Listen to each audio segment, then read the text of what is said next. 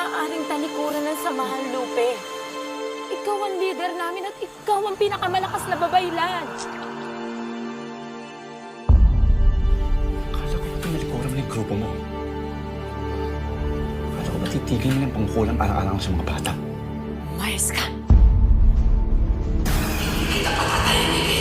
Kapag hindi kayo umalis, lalabanan ko kayo! Sa oras na talikuran mo ang samahan, Lupe, magsisisi ka! Pakiramdam ko mag-isa na lang ako eh. Pagsisisihan mo ang pagtalikod mo sa amin! Isinusumpa